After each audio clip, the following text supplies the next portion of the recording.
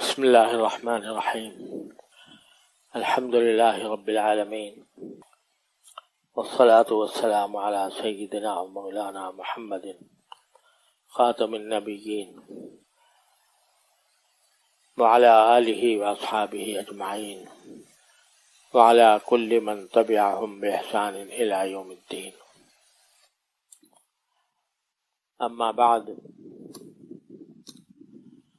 اللہ جل جلالہ کا شکر ادا کیا جائے کہ اس نے اپنے فضل و کرم سے ہمیں رمضان عطا فرمایا. رمضان میں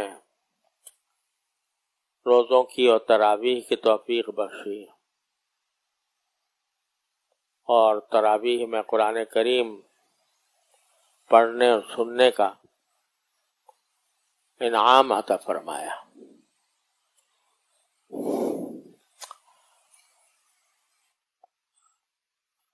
اور آج الحمدللہ تراویح میں قرآن کریم کی تکمیل ہوئی.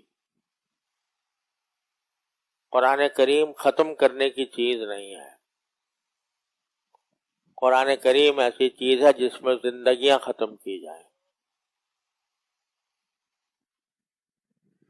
اللہ تبارک و تعالی نے یہ کتاب پوری انسانیت کی ہدایت کے لیے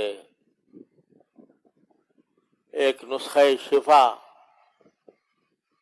اپنے فضل و کرم سے عطا فرمایا ہے. اور جتنی پہلی آسمانی کتابیں آئیں، کوئی بھی کتاب اپنی اصل صورت میں محفوظ نہیں رہی، لیکن اللہ تعالیٰ نے اپنی اس کتاب کے لیے خود اپنا ذمہ لیا کہ انا نحن نزلنا الذکر وانا لہ لحافظون. ہم نے ہی یہ نصیحت کی کتاب نازل کی ہے اور ہم ہی اس کی حفاظت کرنے والے ہیں. اور دیکھو کیسے حفاظت فرمائی، ان چھوٹے چھوٹے بچوں کے ذریعے، 10-12 سال کے بچوں کے ذریعے، کہ اللہ تعالیٰ ان کے سینوں میں قرآن کریم اس طرح محفوظ کر دیتا ہے کہ اگر خدا نہ خواستہ قرآن کریم کے سارے نسخے بھی دنیا سے ختم ہو جائیں تو یہ بچے کھڑے ہو کر قرآن لکھوا دیں. اس طرح اللہ تبارک و تعالیٰ نے حفاظت فرمائی ہے. دنیا کی کسی کتاب کی مثال پیش نہیں کی جا سکتی کہ جس کو اتنی بڑی تعداد میں بچوں نے، بڑوں نے، جوانوں نے، بوڑھوں نے اپنے سینے میں اس طرح محفوظ کیا ہو کہ ایک ایک لفظ محفوظ ہے، اس کی ادا کرنے کا ایک ایک انداز محفوظ ہے. آج ذرا غور کرو کہ پورے اپنے شہر میں، صرف ایک کراچی میں کتنی مسجدیں ہیں، اور پورے ملک میں تو کتنی اور زیادہ، کتنی گنے کی مسجدیں ہیں. کبھی کسی مسجد میں یہ اعلان لگا دیکھا آپ نے کہ بھئی یہاں پر حافظ نہیں ہے، تراویح پڑھانے کے لیے کوئی حافظ چاہیے؟ کبھی کہیں سے اس بات کا شکوہ ہوا کہ بھئی حافظ نہیں ہے اور ان کو کہیں سے لے کر آئیں؟ کیوں؟ اللہ جل جلالہ نے حفاظ کرام کی اتنی بڑی تعداد ہمارے ہاں پیدا فرما دی کہ مسجدیں کم پڑ گئیں. ایک ایک مسجد میں کئی کئی حفاظ سنا رہے ہیں قرآن کریم. ذرا سوچو تو صحیح ہے، کہاں سے آ رہے ہیں؟ کوئی یونیورسٹی پڑھا رہی ہے، کوئی کالج حفاظ تیار کر رہا ہے، کوئی اسکول تیار کر رہا ہے حافظوں کو. اتنی بڑی تعداد میں، لاکھوں کی تعداد میں. اگر جواب ہے تو ایک ہی ہے کہ یہ بیچارہ چھوٹے چھوٹے مدرسے جو قدم قدم پر قائم ہے، جن کو مٹانے کی فکر ہو رہی ہے، یہ اللہ تبارک و تعالی نے ان کے ذریعے یہ نعمت اس امت مسلمہ کو عطا فرمائی ہوئی ہے کہ اتنی بڑی تعداد میں حفاظ موجود ہیں. یہ اللہ تعالیٰ کا کرم ہے، اور انشاءاللہ ایسی دنیا تک رہے گا، کوئی فنا نہیں کر سکتا اس نعمت کو انشاءاللہ۔ لیکن دوسری سوچنے کی بات یہ ہے کہ اللہ جل جلالہ نے یہ اتنے عظیم نعمت قرآن کریم کی شکل میں ہمیں عطا فرمائی، تو کیا یہ اس لیے ہے کہ اس کو جزدان میں لپیٹ کر اور طاق کی زینت بنا دیا جائے، الماریوں کی زینت بنا دیا جائے، اور کبھی اس کو کھول کر دیکھنے کی، اس کو سمجھنے کی، اس کو پر عمل کرنے کی نوبت نہ آئے؟ کیا اس لیے قرآن نازل ہوا تھا کہ ختم قرآن کی الحمدللہ مجلسیں تو جگہ جگہ منعقد ہو رہی ہیں، لیکن جب رمضان گزرے گا اس کے بعد یہ قرآن کریم کا کیا ہوگا؟ الماریوں میں رکھ دیا جائے گا، لوگ اگر تبرک کے طور پر اس کو اپنے گھر میں رکھیں گے، اور اگر کبھی حل پٹانے کی نوبت آ گئی تو قرآن ہاتھ میں لے لیں گے، کبھی دلہن کو رخصت کرنا ہوگا تو اس کے سائے میں رخصت کر دیں گے۔ اس کام کے لیے آیا تھا قرآن۔ تو در حقیقت اس موقع پر جب آج اللہ تعالیٰ نے یہ نعمت عطا فرمائی، ہم لوگوں کو عزم کا اپنے دلوں میں ارادے مضبوط کرنے چاہیے کہ قرآن کریم کے جو حقوق ہیں وہ انشاءاللہ ہم ادا کریں گے۔ تین باتیں عرض کرتا ہوں، لمبی چوڑی تقریروں کا وقت بھی نہیں ہے، یہ رات اس کام کے لیے بھی نہیں ہے، لیکن تین مختصر باتیں عرض کرتا ہوں، اور اگر وہ ان باتوں پر عمل کر لیں تو انشاءاللہ ثم انشاءاللہ قرآن کریم کا کسی نہ کسی درجے میں حق ادا ہو جائے گا۔ ورنہ یاد رکھو، ایک وقت حشر میں ایسا آنے والا ہے جب اللہ تبارک و تعالیٰ کے سامنے پیشی ہوگی ہم سب کی، تو حضور نبی کریم سرور دو عالم محمد مصطفیٰ صلی اللہ علیہ وسلم، جن کی شفاعت ہماری امید کا آخری سہارا ہے، وہ شکوہ کریں گے اللہ تبارک و تعالیٰ کے بارگاہ میں، یا رب ان قوم اتخذوا هذا القرآن مہجورا، کیا میرے پروردگار میری اس قوم نے قرآن کو چھوڑ دیا تھا،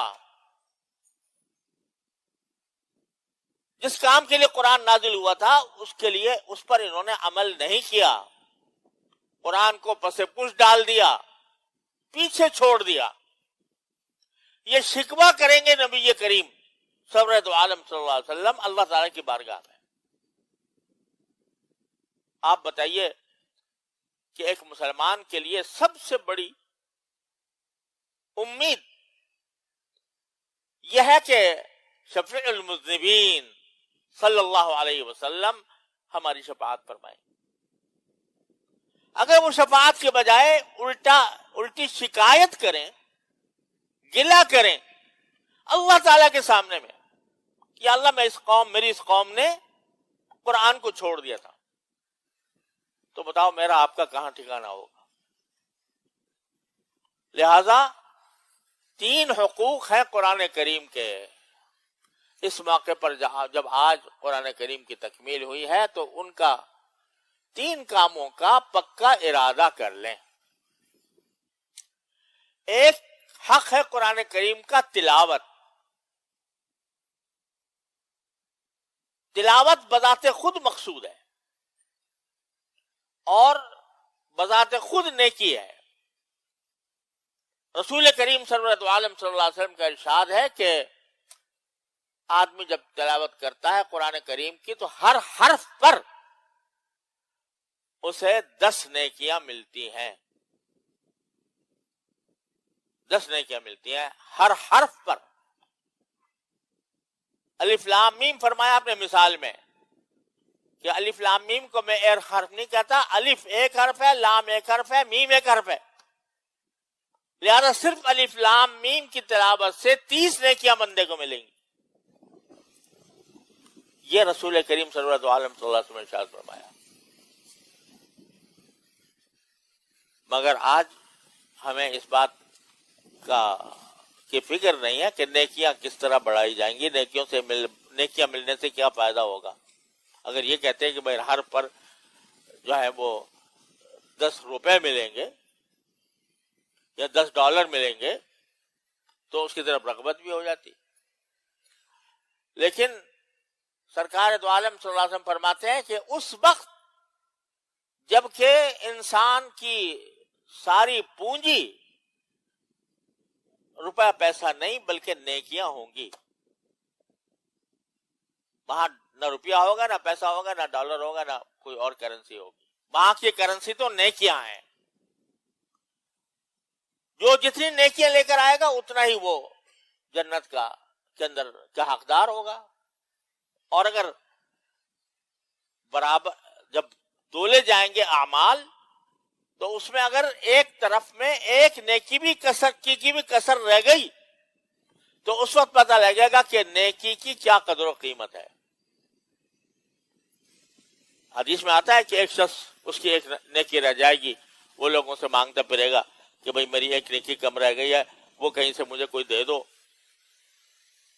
تو اس لیے مانگتا پھرے گا کہ جب میزان میں تولے گئے اعمال اور نیکیاں تولی گئیں، جتنی نیکیاں درکار تھیں اس میں سے ایک کی کمی رہ گئی، جہنم سامنے نظر آ رہی،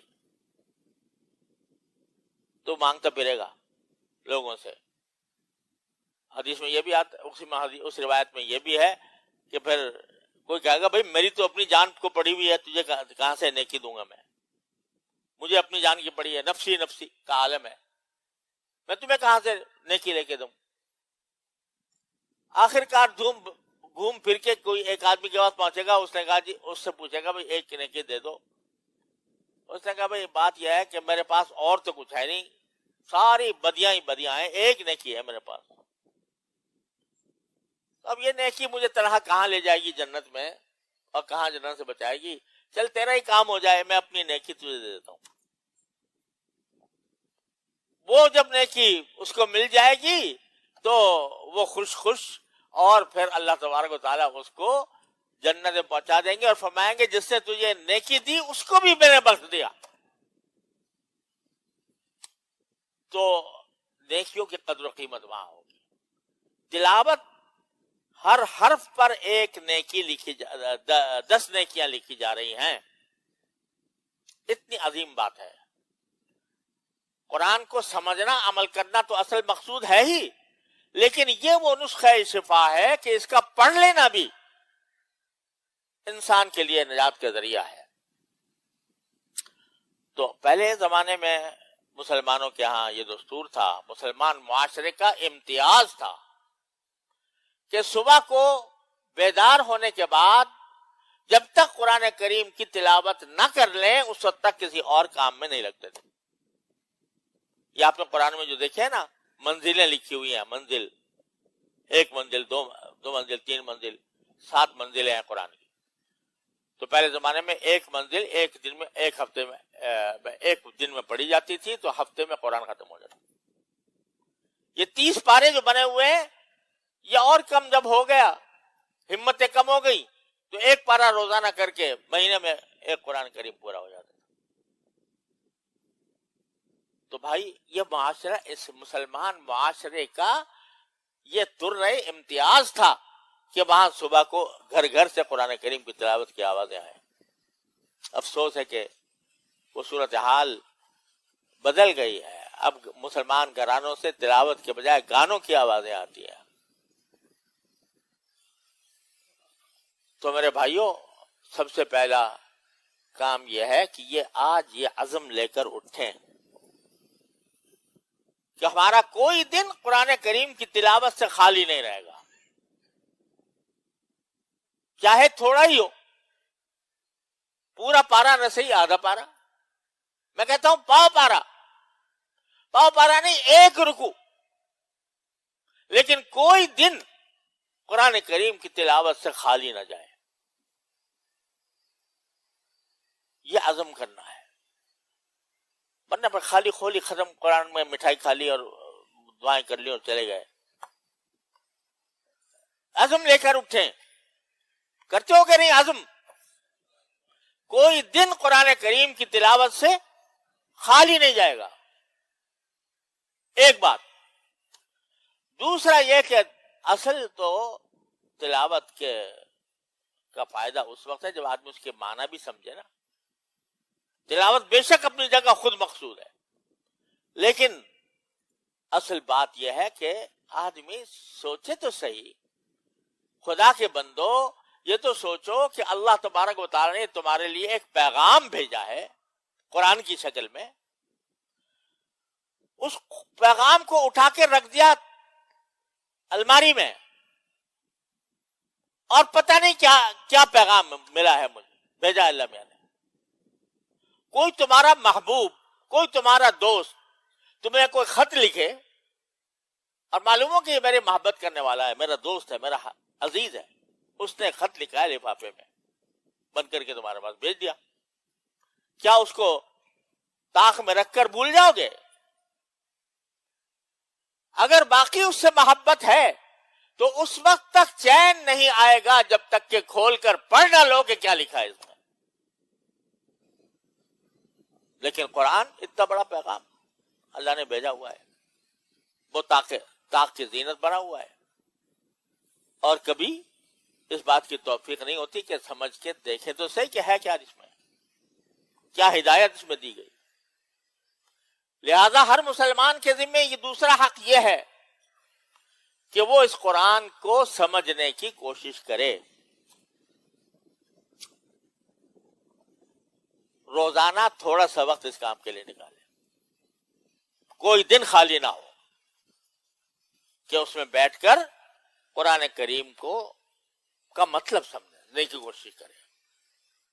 اللہ تعالیٰ کے فضل و کرم سے مستند علماء نے تفسیریں، ہر قسم کی چھوٹی بڑی مختصر طویل ہر طرح کی تفسیریں موجود ہیں.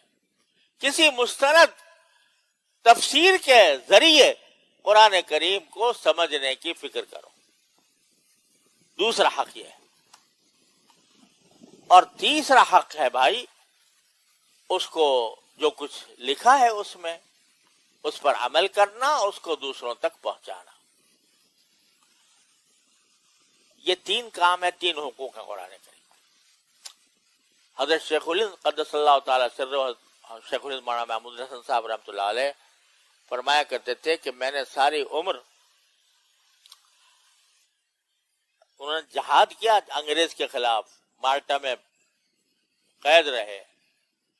فرمایا کہ میں نے مسلمانوں کے زوال کے جب بھی اسباب پر غور کیا تو دو سبب سب سے بڑے نظر آئے. ایک قرآن کو چھوڑ دینا، اور دوسرے باہمی اتحاد ختم کر کے افتراق پیدا کرنا. فرقہ بندی، فرقہ واریت، صوبائی عصبیت، یہ میرا ہے یہ تیرا ہے، یہ میرے صوبے کا ہے، میری زبان بولتا ہے، یہ میرے مسلک کا ہے، دوسرے مسلک کا ہے. اس طرح آپس میں فرقہ وارانہ پھوٹ ڈالنا، یہ دو سبب ہیں مسلمانوں کے زوال کے. لہذا فرمایا کہ میں اپنی زندگی انہی دو چیزوں کے بحال کرنے کے لیے خرچ کروں گا. قرآن کریم کے مکاتب سارے ہندوستان میں قائم کروائے اور مسلمانوں کے درمیان اتحاد پیدا کرنے کی کوشش کی. تو بھائی آج جب کہ قرآن کریم کی تکمیل کا موقع ہے تو ہم سب اس بات کا عزم کریں. تینوں حقوق، تلاوت، سمجھنا اور عمل کرنا اور دوسروں تک اس کو پہنچانا، اس کی کا عزم لے کر جائیں گے تو انشاءاللہ یہ ختم قرآن کا یہ موقع ہم سب کے لیے مبارک ہوگا. اللہ تعالیٰ اس کو واقعتاً اس کے ہمارے لیے مبارک فرمائے.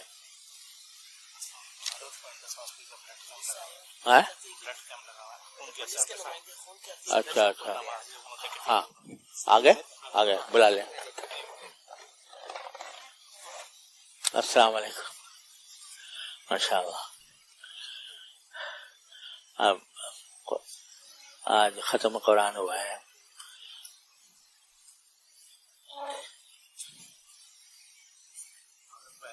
کرتا ہوں ہاں، میں نے کہا میں نے بھیجا تھا. ماشاء اللہ حضرت حضرت صدر دارالعلوم حضرت مولانا مفتی محمد رفیع صاحب دامت برکاتہم العالیہ، اللہ تعالیٰ ان کے سائے کو عافیت کے ساتھ ہم پر سلامت رکھے، تشریف لے آئے۔ الحمدللہ ہمارے اس موقع کو زینت بخشی، اللہ تبارک و تعالیٰ ان کو صحت، قوت، عافیت تا دیر ہمارے سروں پر صحت و عافیت قوت کے ساتھ سلامت رکھے۔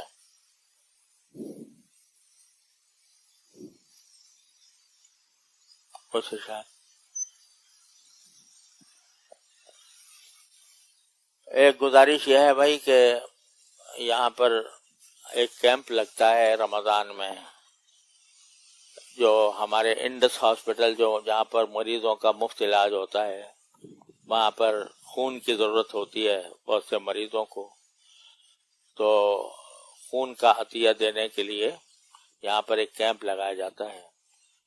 تو جن حضرات کو توفیق ہو تو مریضوں کے لیے خون کا انتظام کرنے کے لیے وہ ضرورت پڑتی ہے، تو جن کو توفیق ہو تو وہ یہاں پر دینا چاہیں تو یہاں پر کیمپ لگا ہوا ہے، انشاءاللہ وہ سب کے لیے باعث اجر و ثواب ہوگا۔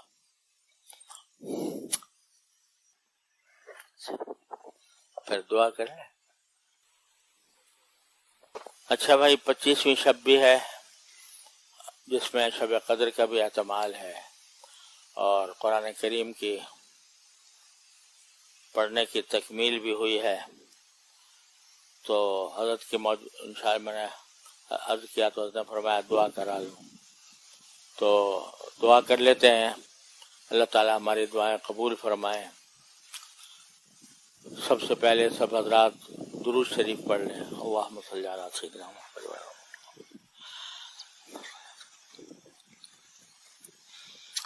اللهم لك الحمد حمدا دائما مع دوامك، ولك الحمد حمدا خالدا مع خلودك، ولك الحمد حمدا لا منتهى له دون مشيتك، ولك الحمد حمدا لا يريد قائله إلا رضاك، ولك الحمد حمدا لطرفة كل عين وتنفس كل نفس۔ اللهم صل وسلم وبارك على سيدنا ومولانا محمد كما صليت وسلمت وباركت على سيدنا إبراهيم وعلى آل إبراهيم إنك حميد مجيد۔ ربنا ظلمنا أنفسنا وإن لم تغفر لنا وترحمنا لنكونن من الخاسرين۔ ربنا ظلمنا أنفسنا وإن لم تغفر لنا وترحمنا لنكونن من الخاسرين۔ ربنا آتنا في الدنيا حسنة وفي الآخرة حسنة وقنا عذاب النار۔ ربنا اغفر لنا ذنوبنا وإسرافنا في أمرنا وثبت أقدامنا وانصرنا على القوم الكافرين۔ اللهم وفقنا لما تحب وترضى من القول والفعل والعمل والنية والهدي، إنك على كل شيء قدير۔ اللهم إنا نسألك خير المسألة وخير الدعاء وخير الإجابة۔ اللهم إنا نسألك خير المسألة وخير الدعاء وخير الإجابة۔ یا اللہ، یا رحمان، یا رحیم، یا کریم، اپنے فضل و کرم سے ہمارے تمام گناہوں کو معاف فرما دے۔ یا اللہ، ہماری مکمل مغفرت فرما۔ یا اللہ، اس رمضان کے مہینے میں آپ بے شمار لوگوں کو جہنم سے آزادی کے پروانے عطا فرماتے ہیں۔ یا اللہ، ان عتقائے رمضان میں ہم سب کو بھی شامل فرما لیجئے، ہم سب کو بھی، ہمارے گھر والوں کو بھی، ہمارے اعزاء احباب کو بھی، ہمارے رشتہ داروں کو بھی، ہمارے دوستوں کو بھی، اور یا اللہ جو ہمارے اہل تعلق ہیں ان سب کو یا اللہ عتقائے رمضان میں شامل فرما لے۔ یا اللہ ہم سب کو عتقائے رمضان میں شامل فرما لے۔ یا اللہ عتقائے رمضان میں شامل فرما لے۔ یا اللہ، اگر رمضان گزر گیا اور ہماری مغفرت نہ ہوئی تو رسول کریم سرور دو عالم صلی اللہ علیہ وسلم کی بد دعا کا ہم یا اللہ ہم شانہ نہ بن جائیں۔ یا اللہ، اپنے رحمت سے، اپنے فضل و کرم سے ہماری ٹوٹی پوٹی عبادتوں کو اپنے فضل و کرم سے قبول فرما لیجئے۔ یا اللہ، جو روزے کی توفیق آپ نے عطا فرمائی، تلاوت کی توفیق عطا فرمائی، تراویح کی توفیق عطا فرمائی، یا اللہ جو کچھ نفلوں کی توفیق عطا فرمائی، اے اللہ اس پر آپ کا شکر، اور اس میں ہم سے جو کوتاہیاں ہوئیں، غلطیاں ہوئیں، اے اللہ اس پر استغفار۔ اے اللہ ہماری ان کوتاہیوں کو دعا درگزر فرما دیجئے، معاف فرما دیجئے۔ اللہم ربنا اغفر لنا ذنوبنا وکفر عنا سیئاتنا وتوفنا مع الابرار۔ یا اللہ، یا رحمان، یا رحیم، یا کریم، اپنے فضل و کرم سے ٹوٹی پوٹی عبادتوں کو اپنے فضل و کرم سے قبول فرما لیجیے۔ جئناک ببضاعۃ مزجاۃ، جئناک ببضاعۃ مزجاۃ فأوف لنا الكيل وتصدق علينا۔ یا اللہ یا رحمان یا رحیم یا کریم، یہ ٹوٹی پھوٹی پونجی آپ کی بارگاہ میں جو لے کر آئے اسی کو قبول فرما لیجئے، اسی پر انعامات جو آپ نے وعدہ فرمائے ہیں وہ عطا فرما دیجئے۔ ربنا وآتنا ما وعدتنا على رسولک ولا تخزنا یوم القیامہ انک لا تخلف المیعاد۔ یا اللہ ہماری مکمل مغفرت فرما۔ اے اللہ ہم پر اپنے گناہوں کی وجہ سے جو شامت اعمال مسلط ہے اللہ اس کو ہم سے دور فرما دیجئے، یا اللہ اس کو دور فرما دیجئے، یا اللہ اس کو دور فرما دیجئے، یا اللہ ہمارے احوال کی اصلاح فرما دیجئے۔ یا اللہ ہم پر مسائل کا انبار ہے، اے اللہ عالم اسلام کے اوپر اور پاکستان کے اوپر بڑے مسائل پہ درپیش ہیں، یا اللہ بحرانوں کے ہم شکار ہیں، یہ سب ہماری شامت اعمال ہے۔ اے اللہ اپنے رحمت سے ہماری شامت اعمال کو دور فرما کر ہمارے حالات کی اصلاح فرما دیجئے، یا اللہ ہمارے حالات کی اصلاح فرما دیجئے، ہمارے ملک کو بھی اے اللہ صحیح معنی میں اسلامی فلاحی مملکت بننے کی توفیق عطا فرمائیے۔ یا اللہ ہماری بھی اصلاح فرما، ہمارے زعماء کی بھی اصلاح فرما، ہمارے حکام کی بھی اصلاح فرما۔ یا اللہ ایک صالح نیک معاشرہ ہمارے پاکستان کے اندر قائم فرما دے۔ یا اللہ عالم اسلام کے مسلمان طرح طرح کی مصیبتوں کا شکار ہیں، یا اللہ اس وقت بیت المقدس کے اندر مسلمانوں کے اوپر ظلم ہو رہا ہے، اے اللہ ہم بے غیرت ہیں، بے غیرتی میں کے ساتھ ان کو دیکھ رہے ہیں اور بیچارے ہیں، ہمارے پاس کوئی چارہ نہیں ہے۔ یا ارحم الراحمین اپنی رحمت سے کوئی صورت ایسی پیدا فرما دیجئے کہ ان مسلمانوں کا کی نصرت ہو جائے۔ یا اللہ یا رحمان یا رحیم یا رحمان الی من تکلنا الی عدو یتحجبنا اللہم لا نشکو الیک ضعف قوتنا وقلت حیلتنا وہواننا علی الناس۔ یا اللہ یا رحمان یہ کہ فلسطین کے مسلمانوں کو، کشمیر کے مسلمانوں کو، لیبیا کے مسلمانوں کو، شام کے مسلمانوں کو یا اللہ جن مصائب کا سامنا ہے اپنے رحمت سے وہ مصائب دور فرما دیجئے، ان کی مشکلات کو آسان فرما دیجئے، ان کے مسائل کو حل فرما دیجئے۔ یا اللہ یا رحمان یا رحیم یا کریم اپنے فضل و کرم سے ہم میں ہمارے متعلقین میں جو بیمار ہیں انہیں شفائے کامل و عاجل عطا فرما۔ یا اللہ جو تنگ دست ہیں ان کی تنگ دستی کو دور فرما، جو بے روزگار ہیں ان کو جائز حلال واسع روزگار عطا فرما۔ یا اللہ جو اپنے اولاد کے لیے رشتوں کے لیے پریشان ہیں یا اللہ اپنے رحمت سے ان کو اچھے رشتے عطا فرما۔ یا اللہ جو اور کسی طرح جن کو پریشانی لاحق ہے ان کی پریشانیاں دور فرما دیجئے، ان کے مسائل کو حل فرما دیجئے۔ اللہم لا تدع لنا ذنبا الا غفرتہ ولا ہما الا فرجتہ ولا دینا الا قضیتہ ولا حاجة من حوائج الدنیا والآخرہ الا قضیتها ویسرتها یا ارحم الراحمین۔ یا اللہ یا رحمان یا رحیم دارالعلوم کو بھی ظاہری اور باطنی ترقیات عطا فرمائیے۔ یا اللہ اس کو اپنے بارگاہ میں شرف قبول عطا فرمائیے۔